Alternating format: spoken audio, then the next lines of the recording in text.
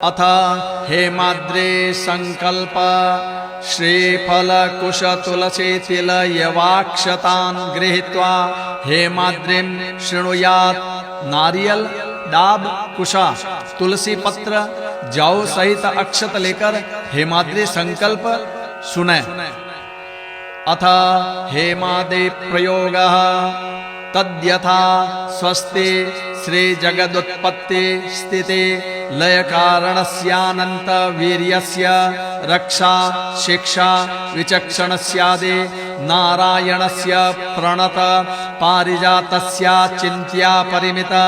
शक्त्या ध्रियमाणस्य महाजलौघमध्ये परिभ्रममाणानामनेक कोटि ब्रह्माण्डानामेकतमे व्यक्तमहदङ्कार पृथिव्यप्तेजो वायव्याकाशाद्या वर्णैरावृते अस्मिन् महते ब्रह्माण्डे आधारशक्ति कूर्मानन्तोपरि प्रतिष्ठितस्यातल वितल सुतल तलातल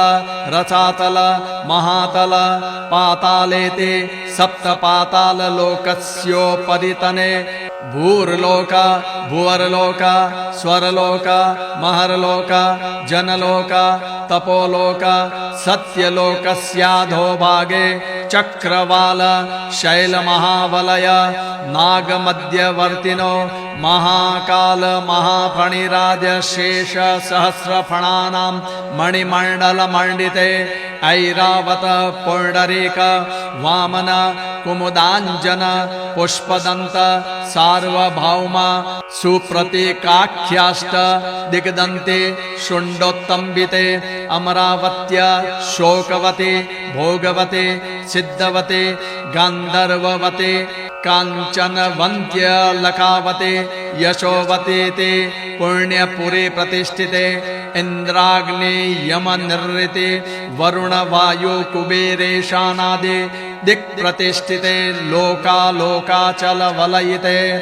लवणेक्षुरस सुरा सर्पिर्दधे क्षीरोदक युक्त सप्तार्णव परिवृते जम्बूप्लक्ष शाल्मले कुशक्रांच शाक पुष्कराख्य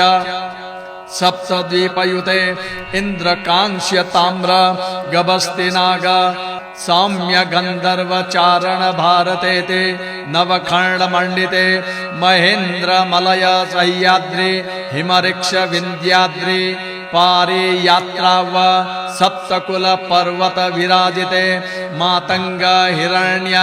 सिंह माल्यवंत किष्किंद चित्रकूटादि पंच महानगर सहिते हेमशैल हेमकूट सुदाचल श्वेताचल सिंगावताख्ये महाशैल समधिष्ठिते सुमेरु निषदाद्रि श्रीकूट रजतकूटाभ्रकूट चित्रकूट हिम विंध्याचलादि सहिते हरिवर्ष किं पुरुषयोर्दक्षिणयोर्नव सहस्र विस्तीर्णे मलयाचलादुत्तरतः स्वर्ण प्रस्थादारभ्येन्द्र शुक्लावृत कृतस्थित महारण्य शुक्ल पांचजन्य सिंगल लंकाख्य नवभागात्मके महासरोरुहाकार 50 कोटि योजन विस्तीर्णे भारत किं पुरुष हरि लावर्त कुरु भद्राशव रमणक हिरण्मय केतुमालाख्ये 900 योजन विस्तीर्णे स्वर्ण प्रस्थ चर्ण प्रस्थ सूक्तिक आवमंतक रमणक महारमणक पांचजन्य सिंगल लंकेते नवखंड मंडिते शोकवत्य लकावते सिद्धवते गांधर्ववत्यादि पुण्यपुरे विराजिते भूमंडले भरतवर्षे भरतखंडे कर्मभूमौ कुमारिका नाम्ने क्षेत्रे जम्बूद्वीपे लंका कुरुक्षेत्रादि समस्त भूमध्य रेखायाः पश्चिम दिग्भागे श्रीतपते नर्मदयोर्दक्षिणतटे एक्ष्वारण्य दण्डकारण्य विन्ध्यारण्य नैमिषारण्य गुहारण्य बद्रिकारण्य चंपकारण्य द्वैतारण्य अर्बुदारण्य दारुकारण्य कामिकारण्येत्येकादशारण्ययुते स्वाम्यवते कुरुक्षेत्रे गंगा कावेरी यमुना सरस्वत्यादि महानदी पुण्यतीर्थ विलसिते अयोध्या मथुरा माया काशी कांची अवंतिका गया द्वारावती ख्याते महामुक्ति प्रदस्थले सगरनगर वत्सनगर कूर्मनगर स्वाम्यनगर महामानस सरोवराकार अमरावती सेतुमाललोहिताक्ष चकोर श्रीशैल कैलासानामुपरि समभूमध्यरेखायाः पूर्व दिग्भागे श्रीशैल पश्चिम दिग्भागे कृष्णा गोदावर्योरुत्तरे पवित्रतमदेशे शालिग्राम विश्वेश्वरादि सकल देवतानां सन्निधौ अस्य भगवतः श्रीमज्जलनिधि मध्यासित भुजंग भोग पर्यंक शयनस्यादि नारायणस्य लक्ष्मीपतेर्नाभिमण्डलोत्थितस्य पद्मजस्य चतुराननस्य सकल जगत्स्रष्टुः परार्ध्वद्वयजीविनो ब्रह्मणो द्वितीये परार्धे एकपञ्चाशत्तमे वर्षे प्रथम मासे प्रथम पक्षे प्रथम दिवसे अन्नो द्वितीये यामे तृतीये मुहूर्ते रथान्तरादि द्वात्रिंशत्कल्पानां मध्ये अष्टमे श्वेतवाराहकल्पे स्वायम्भुवस्वारोचिषोत्तम तामसरैवत चाक्षुषास्य षण्मन्वन्तरेषु व्यतीतेषु सत्सु सप्तमे वैवस्वतमन्वन्तरे कृतत्रेता द्वापर कलिसंज्ञकानां चतुर्णां युगानां मध्ये वर्तमानाष्टाविंशतितमे कलियुगे प्रथमचरणे गोदावर्यारुत्तरे भागे श्रीमन्नृप विक्रमार्कात् श्रीमन्नृप शालिवाहनाद्वा यथा संख्यागमेन चांद्र सावन सौरादिमान पर्याप्ते प्रभवादे संवत्सराणां मन्यतमे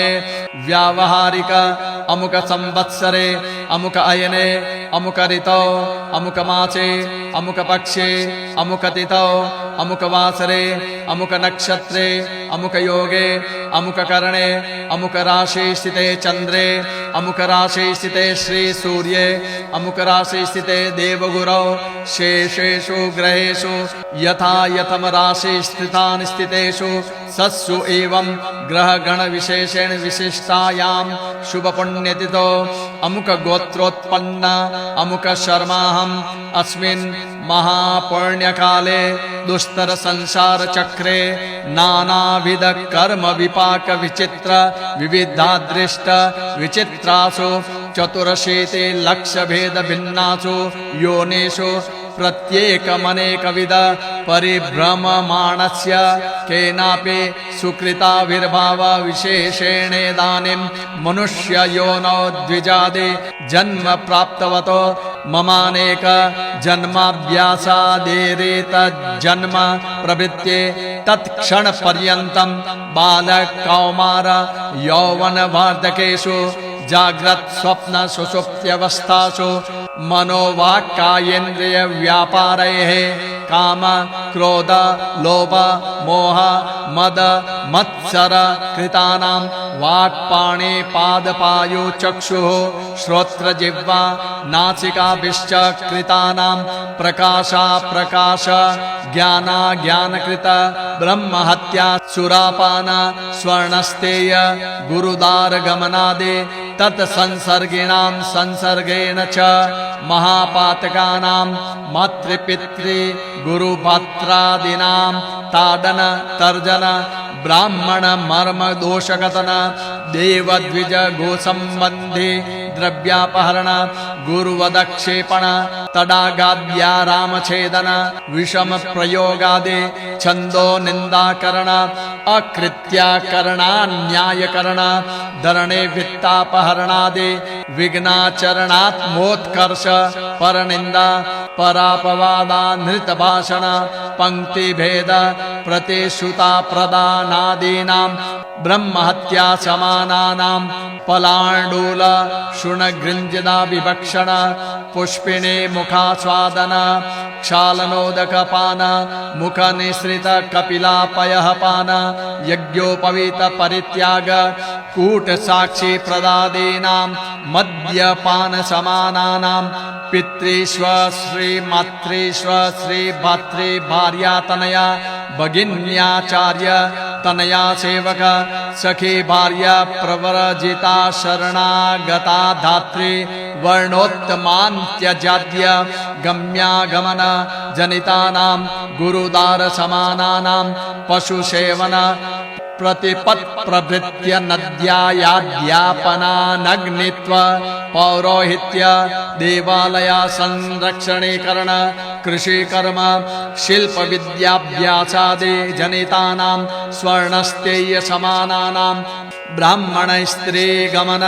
विधवा गमन शूद्र स्त्री गमन वेश्या गमन साधारण स्त्री गमन वधू गमन प्रतिलोमजा गमन स्वस्त्री ऋतावगमन पशुयोनि गमन मनसाभिलाष परस्त्री निरीक्षण परस्त्री स्पर्शन संभाषण गम्यागमन अभक्ष्या भक्षण अभोज्या भोजना सेव्य सेवना लेया लेना श्राव्य श्रावणा हिंस हिंसना चोष्य चोषणा पेय पेय स्पर्श्य स्पर्शन परमर्मोद्धाटन देव ब्राह्मण वृत्ति छेदन भार्या विसर्जन मातृ पितृ तिरस्कारात्म स्तुति गुरु निंदा द्विज निंदा ब्राह्मण निंदा यति निंदा पर निंदा द्विज भेद पितृभेद स्त्री पुरुष भेद स्थूल सूक्ष्म जीव हिंसन क्रूर कर्मान्वित सर्वलुब्धक पिशुन चौर पाखंड चांडाल शवास्ति स्पर्शन दिवा मिथुन एकादशान्न सूतकान्न गर्हितान्न पतितान्न राजार्पितान्न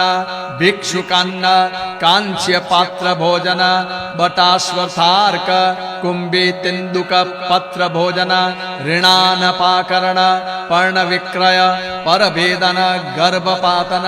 हिंसा मंत्र विधान भ्रूण हत्या संकरीकरण मलिनीकरणा पात्रीकरण जाते ब्रंशंकरणा याज्य याजन ब्राह्मण स्त्री बाल गोपशु कृमि कीटादि जीववद मिथ्या क्रमुक भक्षण असाक्षी भोजन तांबूल भक्षणाः